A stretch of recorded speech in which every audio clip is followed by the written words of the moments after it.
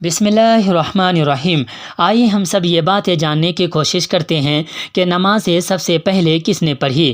فجر کی نماز سب سے پہلے حضرت آدم علیہ السلام نے اس وقت پڑھی جب آپ جنت سے نکل کر باہر آئے اور رات کی تاریکی کے بعد صبح ہوئی، اور ظہر کی نماز سب سے پہلے زوال آفتاب کے بعد حضرت ابراہیم علیہ السلام نے پڑھی، اور یہ اس وقت پڑھی تھی جب آپ کو اپنے لخت جگر حضرت اسماعیل علیہ السلام کے ذبح کرنے کا حکم ملا تھا۔